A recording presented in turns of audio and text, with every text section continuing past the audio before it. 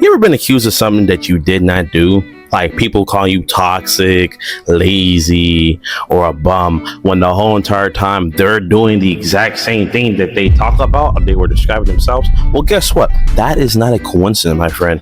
In fact, that is the art of projection. The art of projection.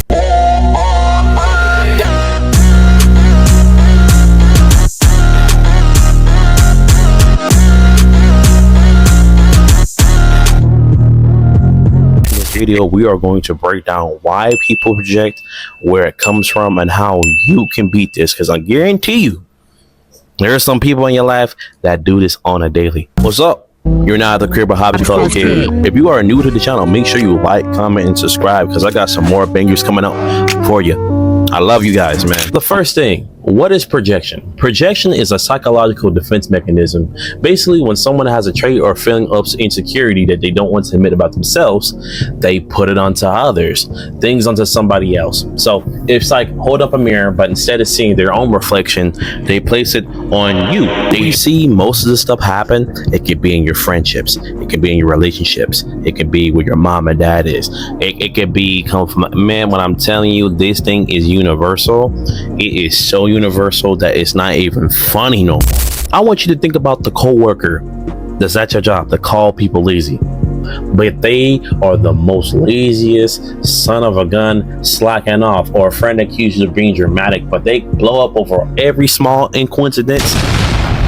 Like they always got a story about their ex some type of day. Like you ain't never happy. All comes from a place of insecurity because they not loving themselves. I'm telling you, loving yourself is probably one of the top best things you can ever do in your life, because when you love yourself, you won't put yourself in situations like this. I'm not saying you're gonna be perfect, but you will not, and I repeat, you will not put yourself in stupid situations like this. You want to see what this thing had? I want you to go to girls group chats or the girls that hate each other. Oh my gosh, the war that I've seen when it comes amongst women and the psychological and manipulation that I see amongst each other that they try to throw is crazy work. They were just friends like a week ago, but now all of a sudden Tanya got a big head. All of a sudden there's T that they then hooked up with the brother. It's like there's so much stuff, but then when you find out the context behind both of them, you kind of realize that both of them are just crappy people. I've seen it 10 times out of 10. Why do people do this? Why? What is the absolute reason? What is the logic behind this? And there's only one answer. It is their doggone ego. It is the ego that do this stuff. That's sitting there and being humble and just admit that your flaws make themselves uncomfortable. It's easier to point the figure. It's easier to point the trigger at someone else. That's what it is. It is just so much easier to come to you, to project to you, than look at myself. You think you think I have enough time for that? Oh heck no. Oh heck no. It's your fault I'm like this. It is your fault. Don't look at me. Don't look at me. I'm perfect.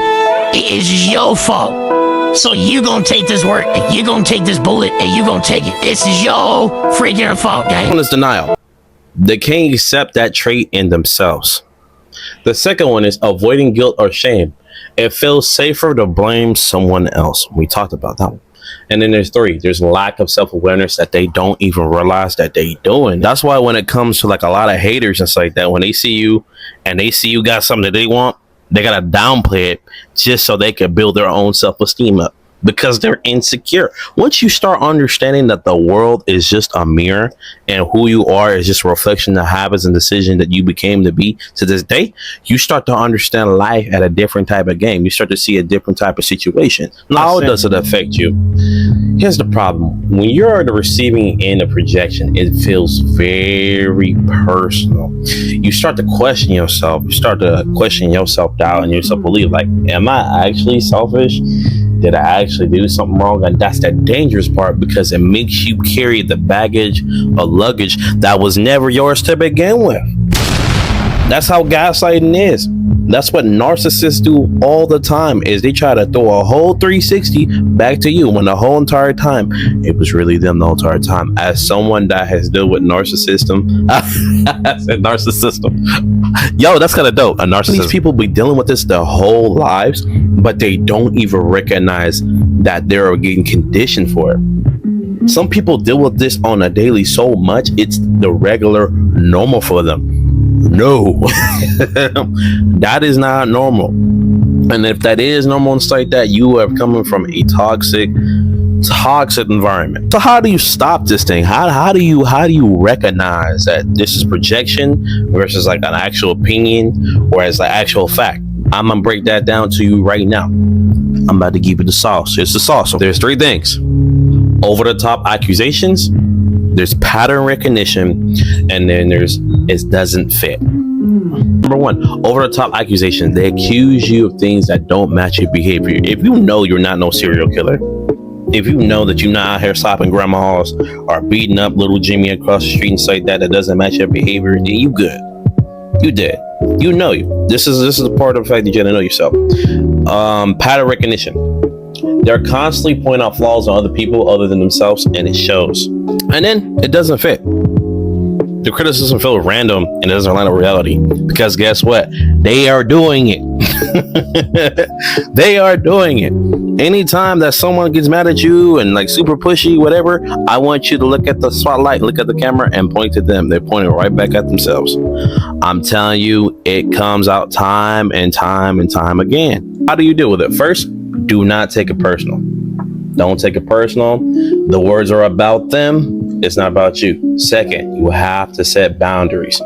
Boundaries, and I'll tell you, when it comes to friendships or relationships, is the most key, essential thing to let people know. Like, hey, this is what I'm going to tolerate. This is what I'm not going to tolerate. Because if you don't set that bar somewhere, people are going to walk all over you, use you however you see fit. I'm sorry, it's a cool world. If you don't do that or you're not good at the game, you're going to learn the hard way. These people are not so nice out here in these Sesame Streets. And third, if you want to take the high road to use empathy, remember projection comes from pain or fear that they don't know how to face. So oftentimes when you see people in that type of defense mechanisms like that, yes, it's from a place of fear and insecurity.